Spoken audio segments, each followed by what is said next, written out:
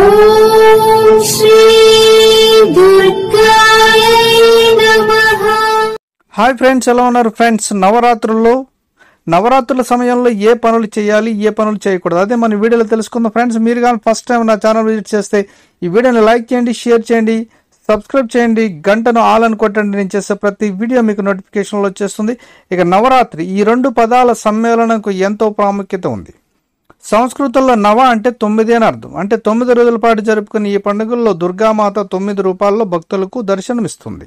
ఈ ఏడాది శరన్నవరాత్రులు అక్టోబర్ 7న ప్రారంభం కాగా అక్టోబర్ 15న విజయదశమి. అమ్మవారిని ప్రతిరోజు ఒక్కో రంగు వస్త్రంతో భక్తులు పూజిస్తారు. ఇక ఈ నవరాత్రుల సమయంలో చేయాల్సిన పనులేంటో చూసేద్దాం. మరి నవరాత్రి సమయంలో ఏ పనులు చేయాలి? నవరాత్రుల్లో బ్రహ్మచర్యాన్ని అనుసరించాలి. నవరాత్రి సమయంలో వెల్లుల్లి, ఉల్లిపాయను తినవద్దు. సాధారణంగా ఉప్పుకు బదులుగా రాతి ఉప్పును ఉపయోగించాలి. సూర్యోదయానికి ముందు నిద్ర లేవాలి. అలాగే పగటిపూట నిద్రపోకూడదు.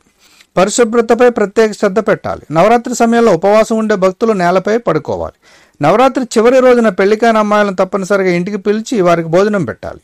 నవరాత్రి రోజుల్లో ప్రతి వ్యక్తి, ముఖ్యంగా ఉపవాసం ఉన్న వ్యక్తి, కోపం, అత్యాశ వంటి చెడు ధోరణులను వదులుకోవాలి. ఇక నవరాత్రి చివరి రోజున దుర్గామాతను పూర్తి భక్తితో నిమజ్జనం చేయాలి. ఇక నవరాత్రి ఉపవాస సమయంలో ఏం చేయకూడదు? గడ్డం, మీసం, జుట్టు మొదలైనవి నవరాత్రి సమయంలో కత్తిరించకూడదు. అఖండ జ్యోతిని వెలిగించేవాడు తమ ఇంటిని 9 రోజులు ఖాళీగా ఉంచకూడదు. పూజా సమయంలో ఎవరైనా ఎలాంటి బెల్ట్, చెప్పులు, బూట్లు లేదా తోలుతో చేసిన వస్తువులను ధరించకూడదు. నల్ల రంగు దుస్తులను ధరించకూడదు. మాంసం, చేపలు, మద్యం, గుట్కా, సిగరెట్లు మొదలైనవి తీసుకోకూడదు. ఇక నవరాత్రులు 9 రోజుల్లో ఎవరిని బాధ పెట్టవద్దు. ఎవరితోనూ అబద్ధం చెప్పొద్దు. 9 రోజులు ఉపవాసం ఉన్న వ్యక్తి మరణించిన వారిని చూడటానికి వెళ్ళకూడదు. నవరాత్రి సమయంలో శారీరక సంబంధాలు మానుకోవాలి. మరి దుర్గామాతకు నైవేద్యంగా ఏం పెట్టాలి? ఎలాంటి ఫలితాలు వస్తాయి?